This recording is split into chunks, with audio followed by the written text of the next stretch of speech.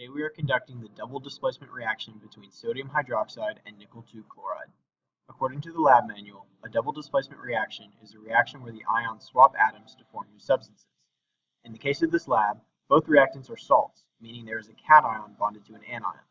This means that during the reaction, the cations of each substance separate from its congruent anion and combine with the anion of the other substance. This results in the creation of two new substances following the reaction. To begin, we first will select two 50 milliliter beakers from the container shelf and place them on the lab table. Next, in each respective beaker, we will add the reactants.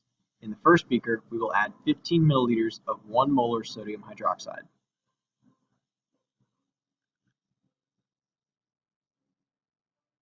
We will then label that container.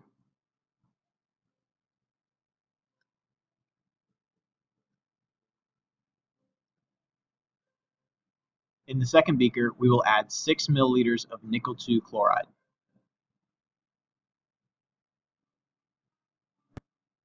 We will then label that container. This is done to prevent confusion of solutions and is a good lab practice.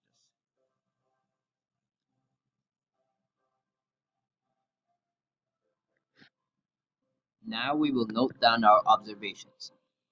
As we can see, the sodium hydroxide is a cloudy clear liquid. On the other hand, the nickel 2 chloride is an electric green colored solution. These observations are due to the properties of how these substances behave in solution. Sodium hydroxide breaks down into the ions Na plus and OH minus. Neither of these ions produce a color when in solution. Late Night Lab portrays sodium hydroxide in solution as a cloudy clear solution for the indication of its presence. In real life, the solution would appear clear. Nickel 2 chloride breaks down into the ions Ni2 plus and Cl minus. Nickel is a transition metal, and when the ions of some transition metals are in solution, they produce a color. In this particular case, the ion for the transition metal nickel, Ni2 plus, creates an electric green color within the solution.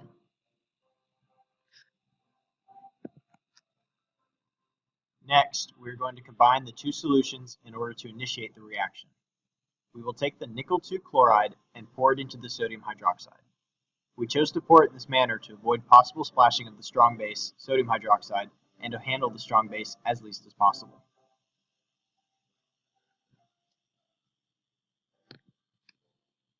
Immediately after pouring the solution turns back to the color the sodium hydroxide originally had, a cloudy clear color. Again, in real life, we would expect the solution to be clear. This is due to the fact that the sodium ions and chlorine ions are present in solution, neither of which produce any color in solution. Furthermore, a green solid is formed at the base of the beaker. This solid is nickel 2 hydroxide, as evidenced by the balanced molecular equation of the reaction.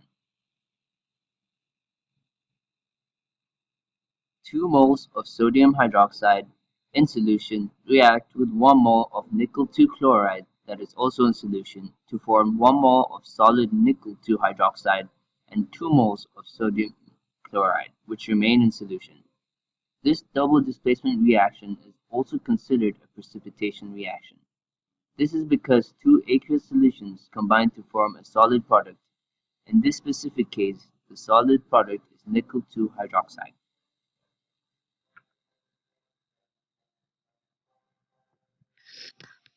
We conclude the experiment by decanting the liquid out of the beaker where the reaction took place. After doing this, it is very clear to see the solid that was formed as a result of the reaction.